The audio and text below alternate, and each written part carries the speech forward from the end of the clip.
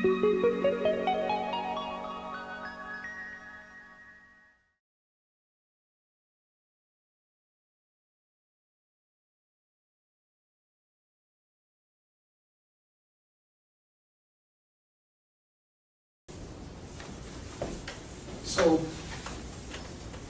with that said, now you have these spiritual teachings and this spiritual wisdom in the land of Canaan, and you have foreigners coming into the land, coming into contact with these spiritual teachings, and now they are interpreting it and compiling scriptures, documents to inform themselves of what they are learning. And this is what eventually becomes what we are referring to as the Bible. You have the Old Testament Bible, the New Testament. The Old Testament Bible originally was written in Hebrew, and the New Testament in Greek, and I think some parts of Aramaic. But now we're moving into translation. But again, the Hebrew language and the Greek language are truly African languages. I don't have time to really go into that, and I meant to bring some sources that I can point you in the direction of for further reading that validates what I'm saying. But the Hebrew language is a part of the African family of languages. And the Greeks really didn't have a script. So that Greek, that Rosetta Stone, is in 3 African languages. Yes? It's weird because, like, we were talking about the Egypt original development, and it was out of, you always hear Europeans say that Africans were in the trees of Africa talking ooga booga booga booga, but it really was them talking ooga booga booga booga, because they didn't know how to pronounce it, and that is kind of historically shown in that word. And you know, it's interesting, that's one of the things that Amos Wilson emphasizes a lot in his lectures, how that reverse, they flip things and make the opposite what applies to us, what really applies to them. And you know, it was through severe torture and abuse and force that we have taken on and bought all of this. It was highly resisted. Even the Christian religion itself was very much resistance by African ancestors. They didn't welcome it when they first were introduced to it. So it was through mightily force that many people now are accepting and embracing the Christian religion, not really thinking about how we got introduced to it. And that's kind of a little bit what I'm talking about now, how these writings that were developing among the Hebrews, and I believe it was Joseph Ben Levi who wrote a very interesting Ben Yakin, right now what I'm thinking about is Ben Levi and Kemet in the African Worldview, where he was talking about Hebrew and its derivation as the ones who crossed over, but you can share with us what... I was thinking of Ben Yakinen's book, African Origins of Major Western Religions. Because we had what became Christianity before it was called Christianity. Exactly. Yeah, so this version, this inversion was what we resisted, right? Because we knew it in its original, authentic form. Exactly, and that's exactly what we are doing now. Authenticating, and when I'm saying both words, original. If it's not original, then what is it? If you have something that's not original, then what is it? Especially when it is required of you to have the original, the authentic. So, exactly, we did have the original understanding, an authentic understanding of Christ. what Christ represents. And then this got twisted and changed very specifically. We went through some of this in the prior two talks, but I'll go over a little of it again. It really got changed in 325 AD. Emperor Constantine.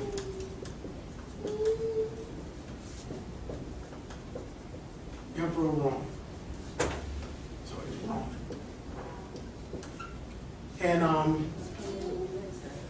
And we talked some about the Council of Nicaea, where the Emperor Constantine convened a council. He convened a council of 318 bishops to come and to settle the dispute.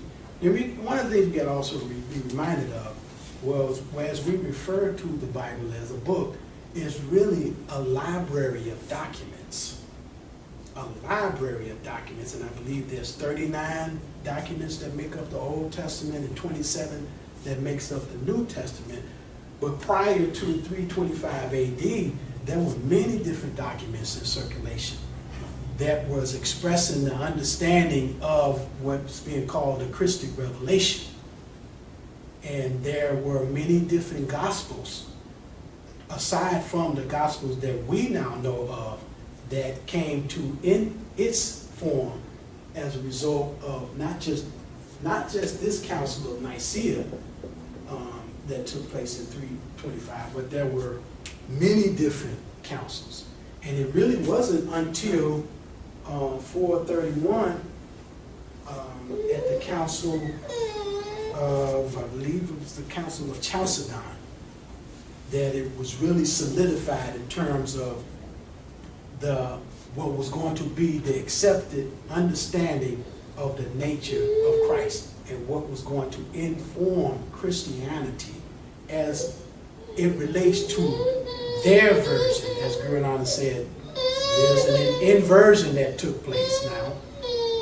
Them, as I said in the prior talks, how theft, plagiarism, stealing, robbing of spiritual teachings that existed now has been contorted, twisted, and corrupted, placed in a form that is being called Orthodox Christianity, and mainly for the domination and control of the masses of the people, not for their spiritual growth and development.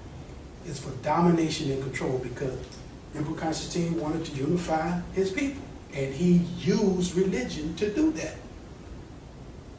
And when it wasn't until 431 when they introduced the Theotokos, saying that Mary was the mother of God, which again they've taken from Isis and Heru, because we had these images and we had this theme, this mythology existed prior to 325.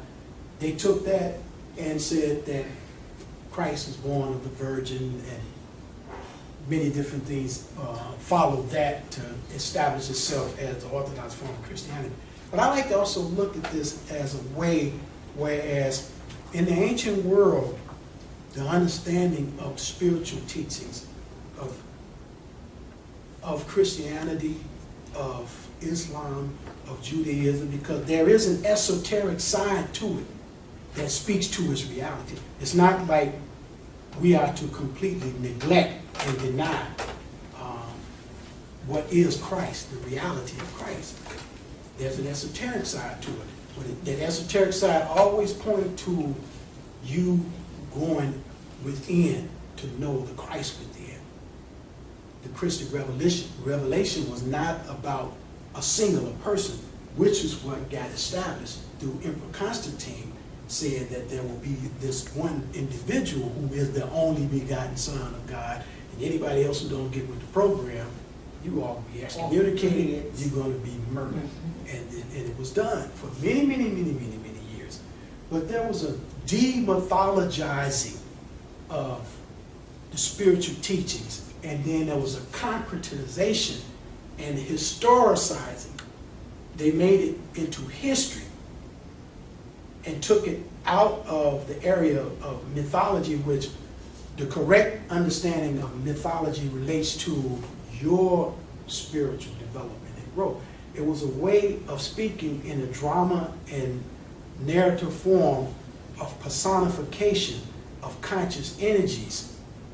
That's what the mythology is. It's just like, just to give a real quick example, if somebody was to ask, you know, how good does Tommy see? And I say, that boy is a hawk. You know, I'm using hawk. Now, he's not literally a hawk, but he can see like a hawk. He has that sight. And this is what our ancestors did too. They used nature, they used hawks, they used different ways of using a story and personify conscious energies to communicate to the higher right side of the brain, which is more analogical, more synchronizing, synthesizing, which is what helps to bring things together, and not the left hemisphere, which is more analogical and sync. But we are both hemispheric people. So I'm not saying that we stay in one hemisphere, but we do know that the right hemisphere has a way of synthesizing what has been understood through the analytical processes of the left hemisphere, and you have to go that route to get it. Interesting enough, I will say this too, since I do have a musician here, a few musicians here. A musician's corpus callosum is much thicker than the average human being. And the corpus callosum is that part of the brain that allows for the communication of both hemispheres of the brain.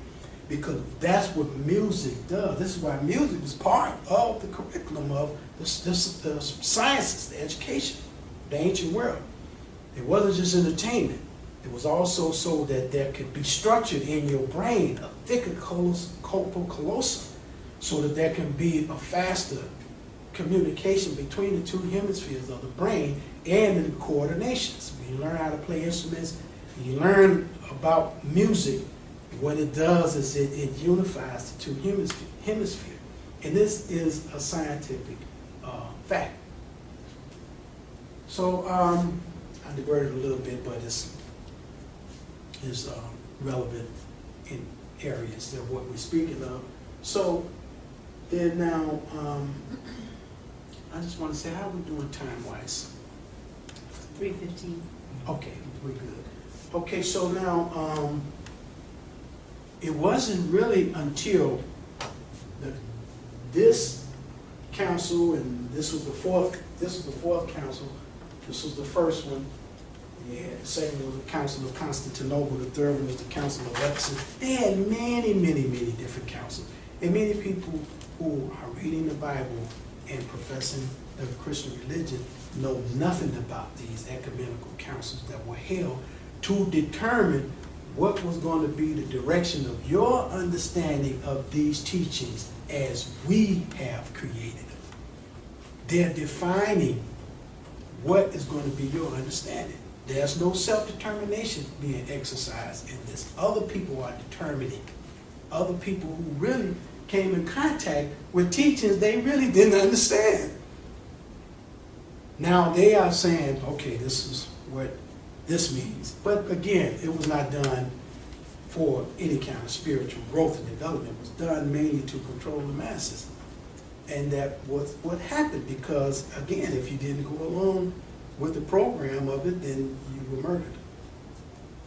But there was not a Bible in existence, an Old and New Testament put together before 325. It did not exist. They had the Torah. They did not have both of them together. And what kind of prompted them to create, there really wasn't even a New Testament book in existence prior to this time. I think it was in the 2nd century when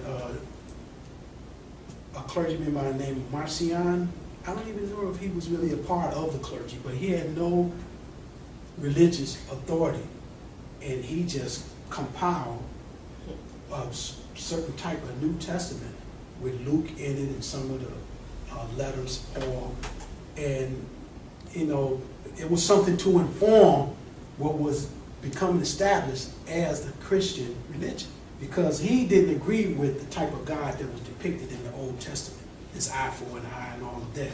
And so he said, no, this is what I see God as. And he created a book. I can't remember the name of it, but Marcion, that was his name. He was the one that stirred up a lot.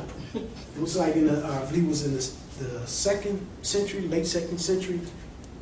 And as a result of that, eventually there was a compilation of the Bible. And so even the date of Easter, all of these that relates to certain observances as it relates to the Christian religion dates all the way back to this area, the 4th century. And it was in 382 AD that a man by the name of Saint Jerome created a Latin version of the Bible, because the Bible that Emperor Constantine put together was in Greek. And then in 382, Jerome, he translated from the Greek into Latin, and this was called the Vulgate Bible. And I'm going to show you why this is important. I want to make sure I mention that. In the 4th century, the Vulgate Bible was created, a Latin translation of the Greek Bible that was created by Emperor Constantine. Now, I want to jump up quite a few years. Again, of course, as you know, we talked about it before, how there was a dark age that came about from the 4th century all the way up to like 1492, when the Europeans were driven back into their land and they had to kind of pull themselves up by their bootstraps, and they couldn't.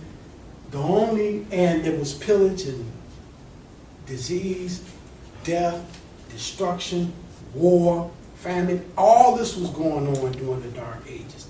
And the one book that was in highly circulation was the Bible. And many people could not read or write. They couldn't. Only certain clergymen can read, and they would tell people what the Bible was saying. People couldn't read it. That's why all the pictures, what's his name, the Sixtine Chapel, and all that was created so they can translate the pictures what's in the Bible, because they couldn't read it. Right, they came later, because there were so many different versions of the Bible that was created. And I'll jump a little bit for the interest of sake of time, because there are some other things I'd like to talk about as it relates to this subject. It's so big, it really is. That in 13, because I'm going to get back to this, the Vulgate Bible. In 1384, you had the first English version of the Bible, translation by John Wycliffe in 1384.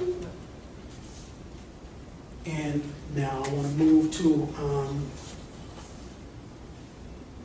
I want to talk a little bit about the Martin Luther. Because when you research the history of the Bible, these are some of the names that you would come across. Another one that's very, very important, in 1525, William Tyndale.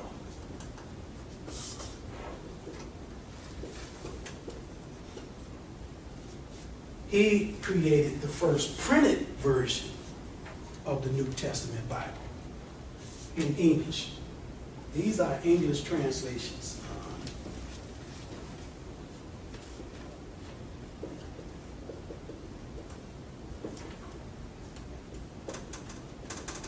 And again, as I said earlier, the English language is very inadequate for the expression of high revelations reflective of truth and reality. So what we're really talking about are translations that is very much impotent in terms of this effect of helping you to transform. we can get an idea of what is being pointed to, and that can motivate us and maybe encourage us to get the authentic and original. But you're never going to get it stand with a language that's in that, reading it, thinking that you're getting the word of God. That's not going to happen. But in 1525, William Penn, created the first printed. This is the first printed, and was able to do that, of course, after Gutenberg invented the printing press, and I can't remember the exact date, in 14 something, with movable type. And of course, the first Bible, the first book that was printed was the Bible. And this is the first printing device in the Western world, because printing was going on way long before, thousands of years before they learned about printing. Just like navigation was going on for thousands of years before they realized that the world was not flat and that they could travel and not fall off the end of the earth, which is what Moore's map. they was thinking about, right? So, this is not discovering America. For them, it was their first time. But Africans had been here many, many times before. It was nothing new to us. But we're taught in the schools that Christopher Columbus discovered America. It didn't exist for them, but there was people already here. Very spiritual people, too. Very spiritual. And in their native language reflected the universal laws, too. And not much is really being given credit to the native people of this land and how spiritually in tune they were. Shamans. There were enlightened beings here, too. But, so now, Martin Luther, and maybe I need to, because I'm going further and further down. Can I erase this? Okay. You said the Bible was written in 1520, printed the first English. Right, the first English translation of the Bible was printed 1525, William Penn. That's pretty interesting. Now, in 1517, Martin Luther, not Martin Luther King, Martin Luther, we all heard the story, you probably don't remember it, years ago for many of us, of him nailing 95 theses on the church in Wittenberg, Germany, protesting for that church and for them to reform, the Protestant Reformation. And one of the main reasons that spurred him to do this was that he was in protest to the selling of indulgences. And at that particular time, it was a very hot topic of purgatory and what punishment was going to happen to people as a result of certain transgressions that they made, and certain sins that you committed. This is what's going to happen to you. Now, the church was saying, if you committed adultery, you pay this much amount of money, we'll give you an indulgence, and it'll reduce the penalty that you will be experiencing. It literally. Right, time you spent in purgatory. Time you spent in purgatory. If you rape, 225, murder, 475, robbery, everything, and they were making a lot of money. Financing, they're on business by selling this to people. And this is one of the main things that Martin Luther protested. Yeah. That's just like the movie Chris Rock was in when he got hit and went and was in heaven, and they were in line and people were negotiating which line to get in. I don't know where it came from, because I was like, what kind of stuff is this? They gambling and putting up money in heaven, trying to get in this door and saying so. Yeah, these type of things actually went on. And so, Martin Luther, he was protesting that. And he did it October 31st, which is Halloween, because November the 1st is All Saints Day.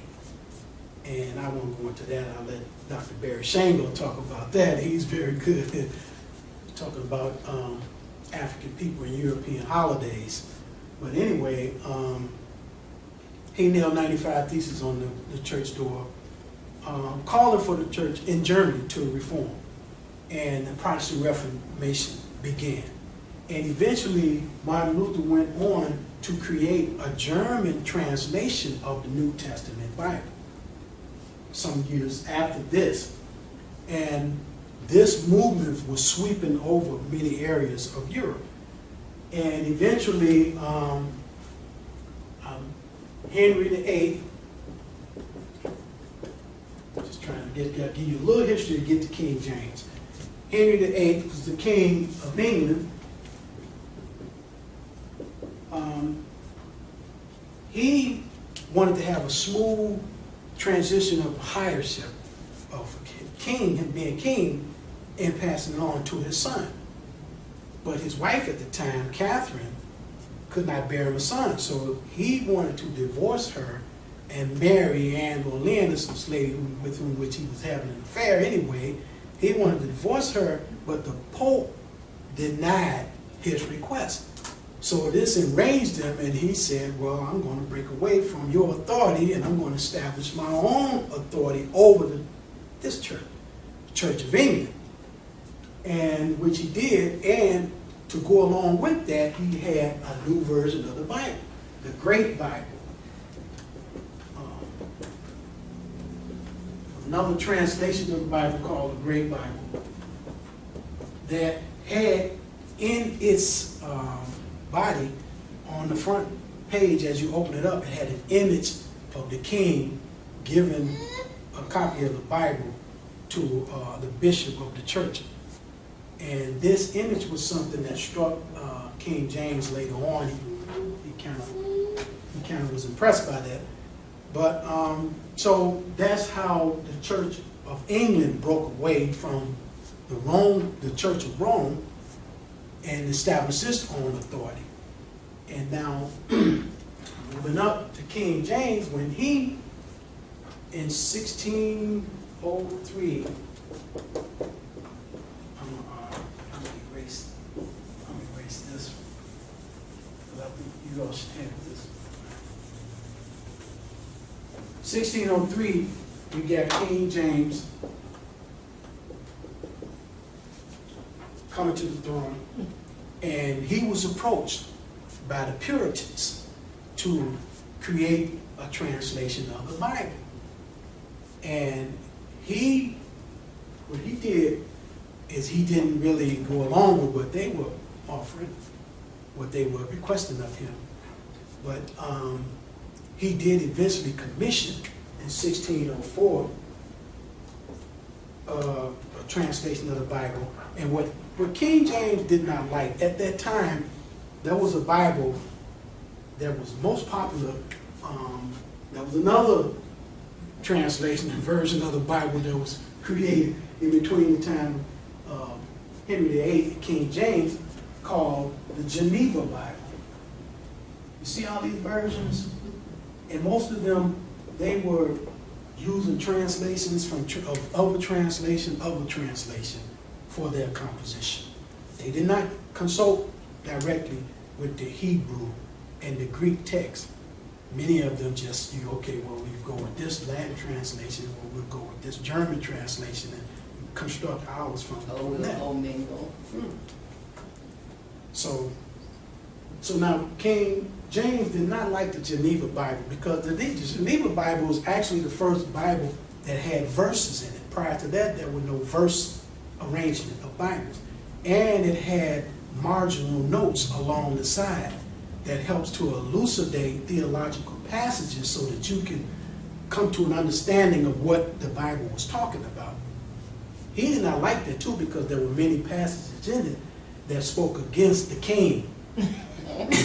And he believed in the divine right of kings, that the king's rulership is unquestionable by anybody but God. He don't answer to anybody but God. This is what Leonard Jeffries in his talks refer to as the elect of God. But so he was not in favor of the Geneva Bible. And by the way, this Geneva Bible was the Bible that the separatists had on with them that came over here in the Mayflower, the one people we refer to as the Pilgrims.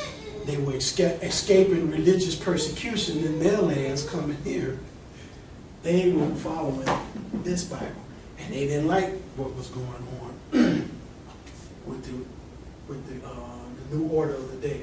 But anyway, in 1604, he commissioned a committee of 6 groups to create a King James version of the Bible, which was not completed until 1610 and first published in 1611.